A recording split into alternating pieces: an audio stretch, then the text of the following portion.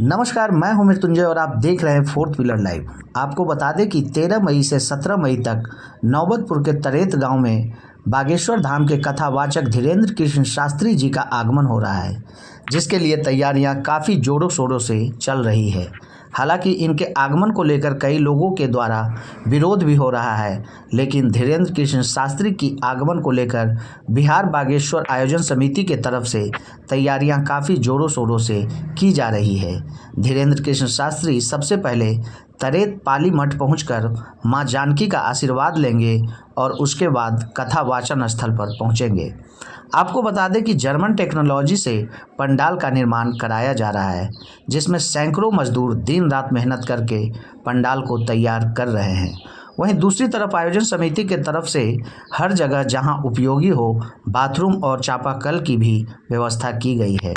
पंडाल से लेकर तमाम व्यवस्था 11 मई की रात्रि तक पूर्ण कर लिया जाएगा।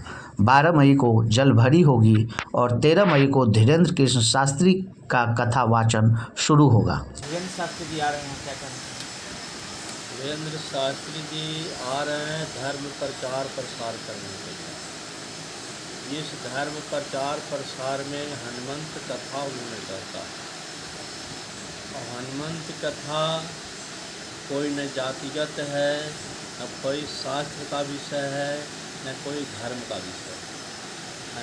हनुमान जी सनातन धर्मीय हैं और सारे संसार के लाभ के लिए हनुमान जी जो भी किया है किया। भगवान भक्त हनुमान जी लला। हनुमान जो भी करेगा काज भगवान के लिए करेगा, क्योंकि यह सृष्टि भगवान की है। इसके अंदर में जितने सारे अंडज पिंडज उपमज जड़ चेतन मानव पशु पक्षी हैं, सब भगवान के। तो हनुमंत लला की कहानी जीवों प्रति सनातन धर्मीय होता है। सनातन धर्म का प्रचार प्रसार करना संत का परम कार्य है। संत इसी के बाद कुछ भजन वगैरह जो भी करता है, लेकिन पहले सनातन धर्म का प्रचार प्रसार करता है। बाबा कुछ लोग विरोध भी कर रहे हैं। विरोध करने वाला तो राम को भी विरोध किया, कृष्ण को भी विरोध किया, शंकर को भी विरोध किया। विरोधी तो सब दिन से आ रहे हैं और सब दिन के लिए रहे। बाबा जो आ रहे हैं, लोगों में कितना उत्साह है बाबा, तो जन जन से आप पता लीजिए। आपके नज़र से क्या देखें? हमारे नज़र से तो हमारे के यहाँ देश से विदेश तक से खबर आ रही है कि बाबा आ रहे हैं, बाबा की कथा में हम सम्मिलित करते प्रेम है। तब जो लोग आएंगे उनके आने पर क्या व्यवस्था है यहाँ पे? आने के बाद सारी व्यवस्था मानवीय व्यवस्था यहाँ पर रहने के लिए है, आराम करने के लिए है, भोजन की व्यवस्था है, शौचादी क्रिया की व्यवस्था है, सारी व्यवस्था यहाँ पर। कितने लोगों का आने का कुछ अंदाज है? अनुमान लोग लगा रहा है 15 से 20 लाख। तो कब से लोग आना शुरू कर देंगे? 12 से। बाबा अपना थोड़ा परिचय बताइए। सर, क्यों आखिर बाबा आ रहे हैं, उसका विरोध क्यों?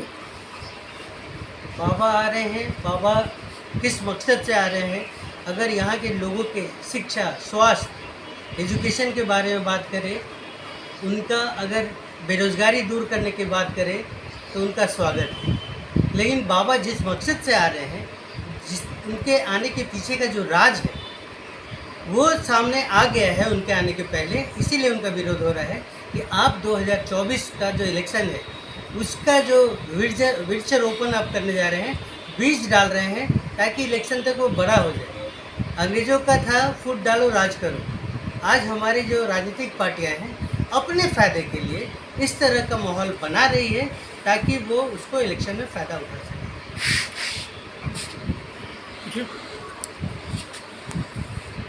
बोला देखिए, शुरुआत तो हुआ सामाजिक ही। अब राजनीतिक लोग तो सभी जगह आ जाते हैं अपने फ़ायदे के लिए। तो सामाजिक तौर पे इसलिए शुरू हुआ कि लोग अब जागरूक हो रहे हैं, लोगों को समझ में आ रहा है। इतने बड़े अगर बाबा हैं, वो खुद का पर्चा नहीं निकलवा पाए, पटना में आ रहे हैं, बिहार की राजधानी में उनको जगह नहीं मिला, पर्चा निकलवा देते।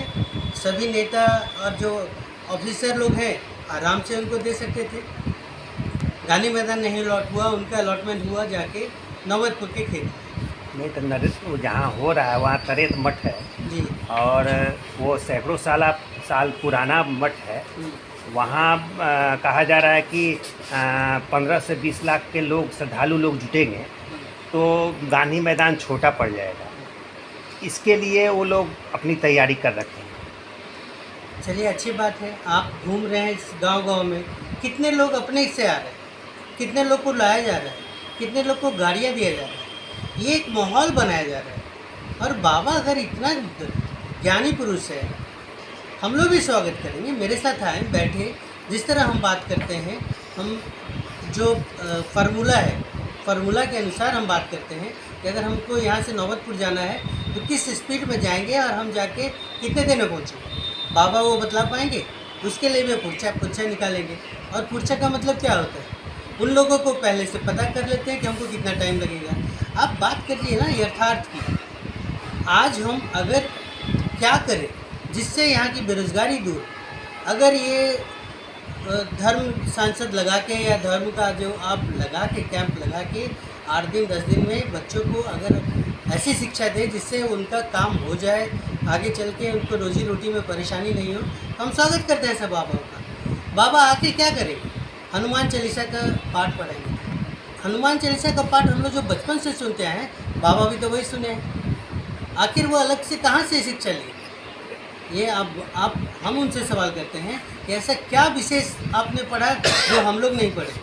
भारत ऋषि मुनियों की धरती रही है तो वो तो अपना धर्म की प्रचार कर रहे हैं। वो कहाँ अपना किसी दूसरे का प्रचार कर रहे हैं या किसी दूसरे का कार्य कर रहे हैं, वो तो अपना कार्य कर रहे हैं।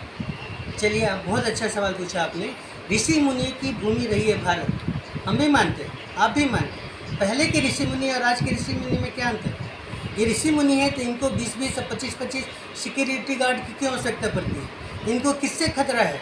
हर एक प्रोग्राम का वो पैसा लेते हैं कि क्यों लेते हैं?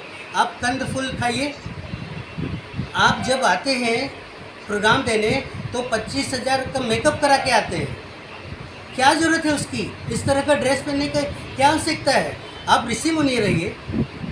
पहले भी तपस्याएं ऋषि मुनियों की भंग होती थी। कहा जाता है कि इनकी भी भंग होने की साजिश रची जा रही है। तो महापुरुष है, सिद्ध पुरुष है, इनका तो ऊपर से डायरेक्ट कनेक्शन है।